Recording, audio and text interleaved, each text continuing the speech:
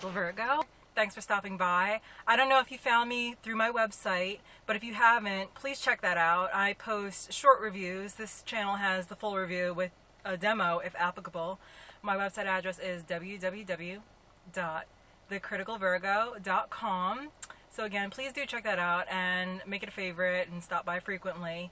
I know some people don't like reading, and that's fine. You can stop by here, but if you're on the go and you just want to check something out, maybe I reviewed something and you need to reference it, definitely stop by there. There'll be some short, quick reviews, the cliff notes of these actually.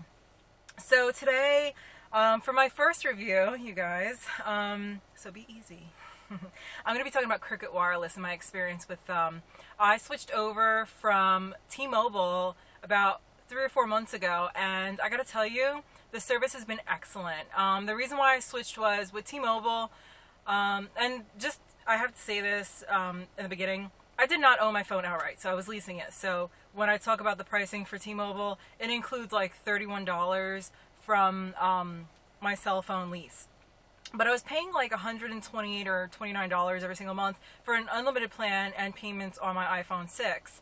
And to be honest, when I lived in Florida, my service was pretty good. I was close to a major metropolitan area, and I moved out to Ohio, and I'm not too far away from a major area, but I do have to drive through some areas that are not close to the major city, and in those areas I had like little or no service.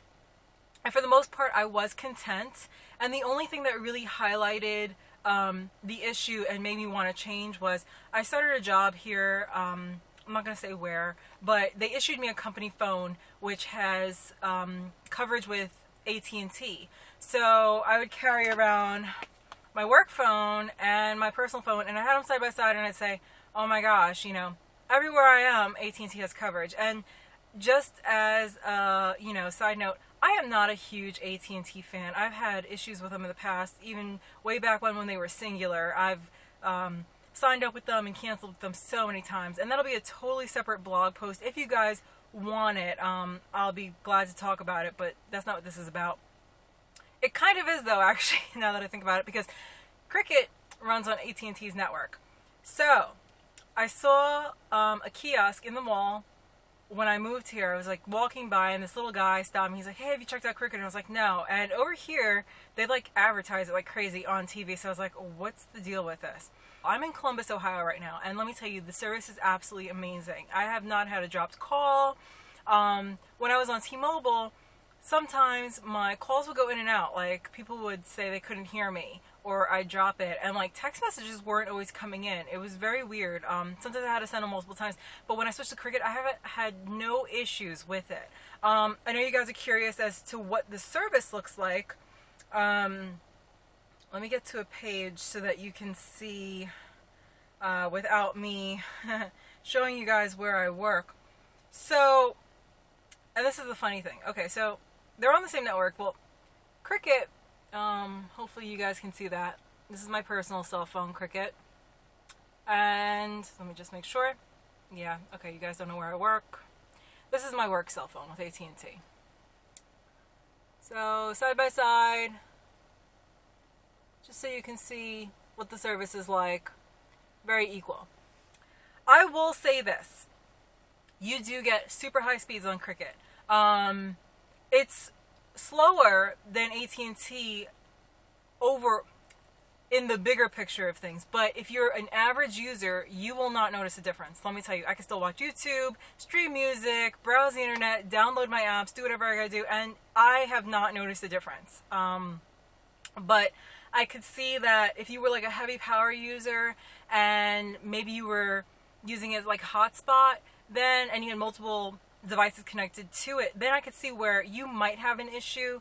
But again, for the average user, you're not going to see a difference. Now for pricing, I went with the 2.5 gig plan. When I was with T-Mobile, I had an unlimited, and I did utilize it. I mean, I was streaming music, video, all that stuff. And the only reason why I really signed up with the unlimited, to be honest with you, was because at one point before they started this unlimited streaming thing, I was actually going up to about 20 gigs a month. I know it's disgusting. Like, what are you watching, Tina? But when I made the switch, I had to buy my phone outright, so I had to pay like $500. But in the long run, I'm saving money. Let me tell you why. Paying $35 a month. The plan is $40 a month for 2.5 gigs. But because I'm enrolled in auto pay, they deduct $5 a month.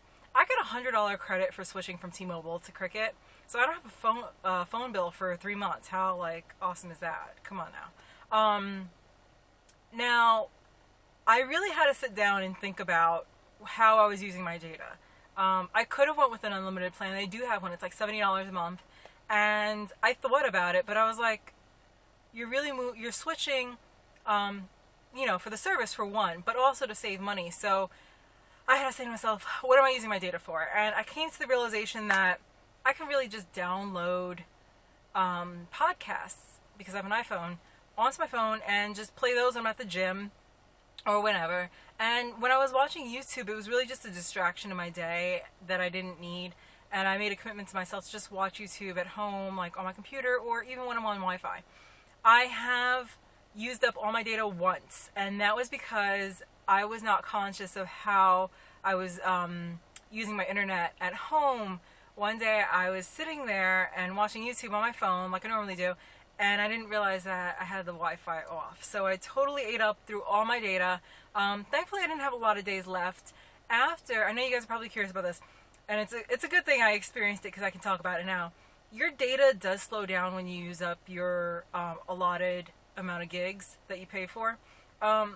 It's not like you can't function on it. It reminds me of back in the day when we had like Edge, like 2G. You can still pull up web pages. It's just a lot slower. So you're not going to be like totally left stranded. If you absolutely needed your internet, you could still look things up, but it is significantly slower, especially since, by now you're probably used to 4G LTE speeds. So I will say that. But overall, I like the fact that you don't get charged overages and it's still usable. So you're not left high and dry.